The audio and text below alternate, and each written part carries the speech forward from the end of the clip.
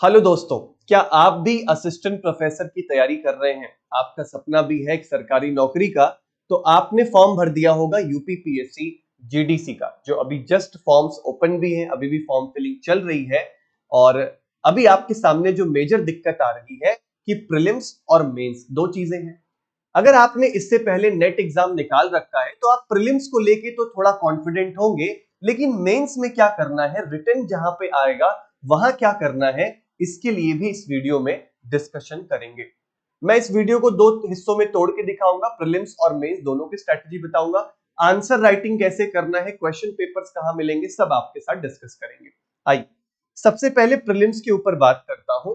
तो देखो, प्रीलिम्स को समझने के लिए आपको जितने भी यूपी में असिस्टेंट प्रोफेसर के एग्जाम्स हुए हैं उसका पेपर एनालिसिस समझना पड़ेगा। ये बहुत जरूरी है। पीवाईक्यूज क्या कहते हैं, बिना इसके तो आप नेट में नहीं कुछ कर पाते, तो यहां तो उम्मीद ही छोड़ दो। यहां भी आपको एनालिसिस देखना ही देखना है। अब जैसे ऑर्गेनिक केमिस्ट्री, ऑर्गेनिक को मैंने इन टॉपिक्स में तोड़ दिया। 2018, 21 और 25 के पेपर्स के एनालिसिस को ध्यान से देखो। हमें ये ऑब्जर्व होता है कि येलो टॉपिक से ही सबसे ज्यादा क्वेश्चंस आ रहे हैं, पर इसका ये मतलब नहीं है कि नेट की तरह बाकी टॉपिक्स छोड़ देंगे। यहां ये नहीं चलेगा। नेट में तो कुछ टॉपिक स्किप कर दिए थे, यहां हर एक टॉपिक बहुत डिटेल में आपको कवर करना है। जैसे आयुपेक नॉमेनक्लेचर, वैसे तो इससे यूपी में उतने क्वेश्चंस नहीं है। आइसोमराइजेशन देखो कितने सारे क्वेश्चन है ना। फिर reaction mechanism, name reaction rearrangement, spectroscopy, इससे भी हर साल सवाल पूछता है, इससे भी पूछता है। ये हर यूपीपीएससी के जो एग्जाम्स होते हैं, असिस्टेंट प्रोफेसर के जो एग्जाम्स है, ये लोग यही कोशिश रखते हैं कि सिलेबस के हर एक पॉइंट को टच कर लिया जाए। तो आपको बारीकी से जानना है और येलो वाले टाइम्स पे ज्यादा टाइम स्पेंड करना है। इनके सवालों को ज्यादा प्रैक्टिस करना है। कहां से करना है आगे बताऊंगा। Same goes for inorganic chemistry. Screenshot निकाल लीजिए। मैंने हाईलाइट कर दिए हैं वो टॉपिक्स जिसपे आपका समय ज्यादा इन्वेस्ट होना चाहिए, जिसपे कम होना चाहिए वो बाकी के हो गए। और इसी तरीके से फिजिकल केमिस्ट्री, जो बच्चे ऑर्गेनिक फिजिकल छोड़ के गए थे नेट में और उनका एलएस हो गया या उनका जेआरएफ हो गया, बहुत बढ़िया, यहां नई बात बनेगी। क्योंकि यहां जिससे आपका कंपटीशन है वो तीनों पढ़ रहा है और आपको पीछे कर देगा, आपको पढ़ना ही पड़ेगा। सॉलिड स्टेट, ये रहा। सॉल्यूशंस, कॉलिगेटिव प्रॉपर्टी, थर्मोडायनेमिक्स से देखिए कितने सवाल है, 4 4 6। Chemical kinetics 10 10 8। मतलब केमिकल काइनेटिक्स तो इतना प्रैक्टिस करिए, सबसे ज्यादा उसी से सवाल आ रहे हैं, हर बार आ रहे हैं, तो सबसे ज्यादा टाइम उस पर देना पड़ेगा आपको, है ना। ग्रुप थ्योरी से 3 3 सवाल है, 3 3 2, ये तो नेट के नोट्स आपको रिवाइज करने हैं। फिर पॉलीमर से क्वेश्चन है, थर्मोडायनेमिक, स्टैटिस्टिकल थर्मो और फेज इक्विलिब्रिया से सवाल है। नेट में जनरली उतना नहीं वेटेज रखता, यहाँ पे 3 3 सवाल आ रहे हैं, तो आपको पढ़ना पड़ेगा, इसको भी डिटेल में देखना पड़ेगा। थर्मोडायनेमिक्स से 6 सवाल आया है 2025 में, तो ये भी आपको करना पड़ेगा, है ना। तो यूपी में जो पेपर्स है उनका ट्रेंड मोर और लेस ऐसा है, येलो टॉपिक्स को ज्यादा करना है। नाउ प्रीलिम्स को लेके कुछ स्ट्रेटेजी, कुछ बातें। सबसे पहला, रिवीजन करिए अपने नेट के नोट्स का। बहुत थॉरो, बहुत डीप नहीं जाना है, ऊपर ऊपर से चीजों को रिवाइज करिए। अब जैसे केमिकल काइनेटिक्स उठाया तो उसके फॉर्मूले आपके दिमाग में होने चाहिए, बहुत डीप कॉन्सेप्ट में नहीं घुसना है। Same goes for organic chemistry, name reaction, ये सब उठाए, ये नहीं कि पार्ट सी के क्वेश्चंस प्रैक्टिस करने लगे। आपको कॉन्सेप्ट क्लियर होना चाहिए, बहुत डीप नहीं जाना है। आपके जो नोट्स हैं पुराने वो रिवाइज कर लीजिए। नेट के पीवाईक्यूज मत प्रैक्टिस करिए, उससे फायदा नहीं होगा, क्योंकि नेट के पीवाईक्यूज पार्ट सी वाले मोस्टली तो डिफिकल्ट लेवल पे आते हैं। हमारे एग्जाम में ऐसा नहीं आएगा, कुछ कॉपी पेस्ट होंगे नेट के, वो पार्ट बी के ही कॉपी पेस्ट होंगे। आप क्या कर सकते हैं, नीट लेवल के क्वेश्चंस को प्रैक्टिस करिए प्रीलिम्स एग्जाम के लिए। जो प्रीलिम्स होगा ना उसमें आपको नीट के सवाल हेल्प करेंगे, तो आप नीट की कोई किताब खरीद सकते हैं, वहां से प्रैक्टिस कर सकते हैं, या आप हमारे कोर्स को भी ज्वाइन कर सकते हैं। हमने तो पीएससी का लाइव कोर्स लॉन्च कर रखा है, जिसमें आपको लेक्चर्स के साथ साथ डीपीपीस और संडे टेस्ट। डीपीपी में 10 क्वेश्चन उसी लेक्चर के बेसिस पे, फिर हर संडे टेस्ट, और ये सिलसिला तब तक चलेगा जब तक आपका एग्जाम नहीं हो जाता। तो हर दिन आपको आराम से सवाल मिल रहे हैं, बस प्रैक्टिस करना है। पढ़ाएंगे भी हम सारा सब कुछ, तो आप वो भी कर सकते हैं। Practice all other PSC exam papers, ये भी बहुत इंपॉर्टेंट है। दूसरे पीएससी एग्जाम्स के पेपर्स को, हम तो यूपी से हैं सर, हम हरियाणा वालों का क्या करेंगे, लगाना पड़ेगा। आपको आइडिया लगे कि पीएससी एग्जाम्स में कैसे सवाल पूछे जा रहे हैं। जैसे हरियाणा, राजस्थान, मध्य प्रदेश और हरियाणा और राजस्थान तो कंपलसरी है, तो लगाना ही लगाना है, ठीक है। फिर मध्य प्रदेश का भी देख सकते हो और बाकी स्टेट्स के भी जो है वो भी हम देख, महाराष्ट्र के भी है वो भी आप देख सकते हो। फिर cover every topic from the syllabus, prelims के लिए बहुत इंपॉर्टेंट है, हर छोटा टॉपिक भी कवर्ड होना चाहिए, चाहे वो फिजिकल केमिस्ट्री का ही क्यों ना हो जाए। नहीं आती है पढ़ो, समय है तुम्हारे पास, पढ़ना ही पड़ेगा, है ना। तो ये आप लोग ध्यान रखें कि ये जो पॉइंट्स मैं बता रहा हूं ये प्रीलिम्स में आपको बहुत हेल्प करेंगे। लेकिन मेंस में क्या होगा सर, है ना। तो मेंस के लिए अच्छा ये मैंने जो बताया 6 अक्टूबर से एक नया बैच स्टार्टेड है, इसमें जो आपका एक टॉपिक हुआ है, बाकी अभी आप 6 अक्टूबर से ये न्यू बैच को कंटिन्यू कर सकते हैं। सरकारी नौकरी, और आप महाराष्ट्र के हैं, आप यूपी के हैं, आप राजस्थान के हैं, आप असिस्टेंट प्रोफेसर एग्जाम की तैयारी कर रहे हैं, आप इस बैच में एनरोल कर सकते हैं, ठीक है। 50% ऑफ वाला आप ऑफर भी इस्तेमाल करिएगा। ये हमारी पूरी टीम है, ये हमारी लाइफ साइंस की टीम है, आप शायद इनको जानते होंगे सर को, केसी सर, कौन नहीं पहचानता सर को। और फिर उसके बाद ये हमारी केमिस्ट्री की टीम है, ये पूरी टीम मिलकर आपको तैयार करेगी असिस्टेंट प्रोफेसर बनने के लिए, ठीक। चल इसके बाद हम लोग बात करेंगे मेंस के बारे में। मेंस में सबसे बड़ा समस्या आपको है, सर हम तो एमसीक्यू सॉल्व करते हैं, फिर हम आंसर कैसे लिखेंगे।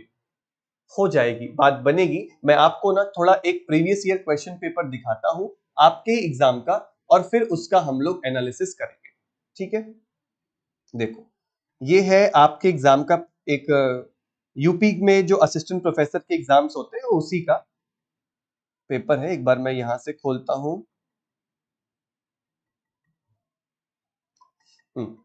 कई सारे पेपर्स हैं, हम लोग इसमें 2020 का जो पेपर है वो वाला खोल रहे हैं। तो आपको ऐसे क्वेश्चन पेपर मिलेगा, हिंदी में भी मिलेगा और इंग्लिश में भी मिलेगा। 10 नंबर का एक पेपर है। अब आपको क्या प्रैक्टिस करना है, अब जैसे 10 नंबर के क्वेश्चन के लिए 2 पेज भरना है, आप क्या करो, एक प्लेन शीट की कॉपी ले लो। देखो ऐसी स्पाइरल कॉपी खरीद लो जिसमें प्लेन शीट्स हो।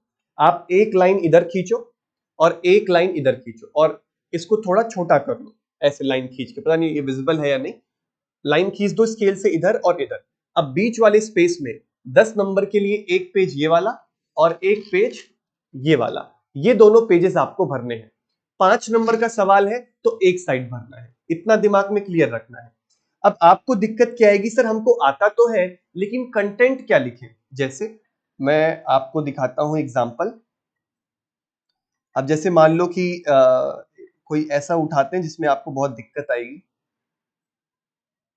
हाँ, अब जैसे ये है 10 नंबर के अंदर पूछ दिया कि डिस्क्राइब हकल रूल ऑफ एरोमेटिसिटी और एक्सप्लेन करो। अब आप तो सीधा पहचानना जानते हो कि ये एंटी एरोमेटिक है, ये नॉन एरोमेटिक, ऐसे आप सीधा पहचानना जानते हो।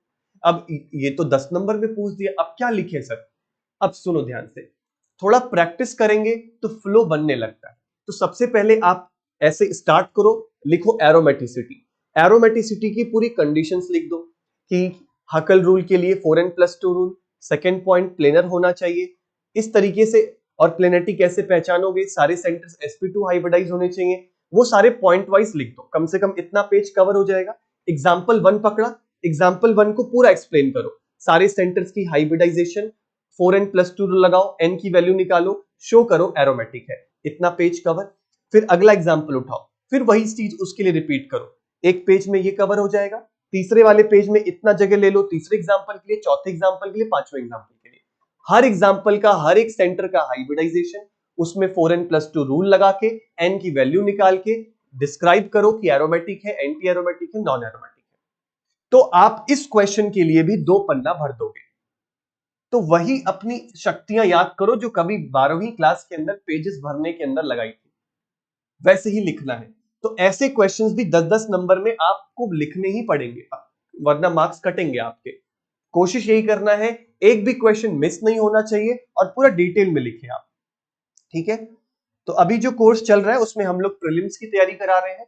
जब आपका प्रीलिम्स क्लियर हो जाएगा तो हम आपको मेंस के लिए भी मटेरियल प्रोवाइड कर देंगे, और मेंस के लिए आप क्या कर सकते हैं उसके बारे में भी अभी मैं वीडियो में डिस्कस करूंगा। अब जैसे ये है 15 नंबर में पूछ लिया कि hydroboration, oxidation, Claisen, condensation, Hofmann rearrangement, सीधा मैकेनिज्म के साथ। तो अब क्या करना है, हाइड्रोबोरेशन ऑक्सीडेशन हेडिंग लिखा, हाइड्रोबोरेशन दिखाया, ऑक्सीडेशन दिखाया, एग्जाम्पल के साथ पूरा मैकेनिज्म एक्सप्लेन किया, है ना। तो एक लगभग एक पेज इसमें भर दो। फिर उसके बाद क्लेजन कंडेंसेशन से एक पेज भर दो। क्लेजन की पूरी जो मैकेनिज्म आती है वो एक्सप्लेन करो। एस्टर का इनोलेट बनेगा, एस्टर पे अटैक होएगा, फिर रिवर्सिबल होता है ना। लास्ट में एक इरिवर्सिबल डीप्रोटोनेशन का स्टेप होता है, वो दिखा दिया। फिर लास्ट में आता है हॉफमैन रीअरेंजमेंट। तो हॉफमैन रीअरेंजमेंट हेडिंग डाली, सबस्ट्रेट लिया, एक्सप्लेन किया, नाइट्रीन बनाई, आइसोसाइनेट बनाया, वो सब दिखाया, इंटरमीडिएट को थोड़ा सर्कल कर दिया, नाम लिख दिया, ये चीजें, प्रोडक्ट को थोड़ा बॉक्स में डाल दिया। ये प्रैक्टिसेस आपको अपनानी पड़ेंगी पेजेस भरने के लिए, मार्क्स लाने के लिए। मैकेनिज्म बहुत इंपॉर्टेंट रहेगा, ठीक है। तो इस तरीके से आपको प्रैक्टिस करना है। और आपको अगर क्वेश्चन पेपर्स नहीं मिल रहे हैं तो ये क्वेश्चन पेपर्स हम वेबसाइट पे डलवा देंगे। आईएफएस की वेबसाइट पे ये सारे क्वेश्चन पेपर्स अवेलेबल हैं, आप वहां से इसको डाउनलोड कर सकते हैं। प्रीलिम्स के तो आप टेस्ट भी दे सकते हो, पेपर भी डाउनलोड कर सकते हो। मेंस के भी हम जल्द अपलोड करवा देंगे। ओके ना, अब मेंस के लिए कुछ बातें आप प्रैक्टिस करने के लिए क्या फॉलो कर सकते हैं। आप यूपीएससी जियो साइंटिस्ट के मेंस के पेपर का इस्तेमाल करिए, वहां से सवाल आप लगा सकते हो। यूपीएससी केमिस्ट्री का जो ऑप्शनल होता है वो थोड़ा ज्यादा हो जाएगा, लेकिन अपने सिलेबस के हिसाब से क्वेश्चंस को चूज कर लीजिए। ओके, फिर हरियाणा का जो मेंस का पेपर हुआ है वो पूरा सॉल्व करना है। पेटेंट ऑफिसर के जो मेंस के पेपर है वो सॉल्व करना है। प्रैक्टिस के लिए आप मेंस के लिए ये चीजें करें। ये लेकिन कहानी तब आएगी जब आपका प्रीलिम्स निकल जाएगा तब।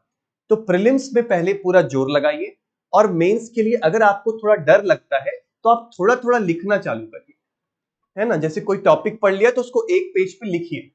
तरीका मैंने बताया, स्पाइरल कॉपी लो, ब्लैंक शीट की लो, 2 लाइंस खींचो, छोटा करो और ऐसे लिखना चालू करो। ये मेरे ख्याल से विजिबल नहीं है, वरना मैं आपको दिखाता। ये आंसर्स मैंने कुछ आपके लिए लिखे भी थे। इसमें ऑर्गेनिक का तो नहीं दिख रहा है। जैसे देखो, डायग्राम वगैरह बना सकते हो तो डायग्राम वगैरह बनाइए आप इस तरीके से, ग्राफ वगैरह शो करिए। इस तरीके आंसर से लिखने आपको, ठीक है। जेल पेन का इस्तेमाल करिए, बड़ी बड़ी हैंडराइटिंग का इस्तेमाल करिए। ओके, तो इसके अलावा आपको कोई डाउट आ रहा है कि मेंस के लिए क्या कर सकते हैं, और भी आप मेरे से सवाल पूछना चाहते हैं, नीचे कमेंट्स में बताइएगा। चैनल पर नए हैं तो लाइक करना मत भूलिएगा, सपोर्ट करना मत भूलिएगा, तब हम इसके ऊपर लगातार वीडियो लेके आते रहेंगे, आपकी मदद करते रहेंगे। याद रखिएगा, हमने इन्हीं एग्जाम्स के लिए लाइव कोर्स स्टार्ट किया है for Maharashtra, for Uttar Pradesh and for Chhattisgarh students also.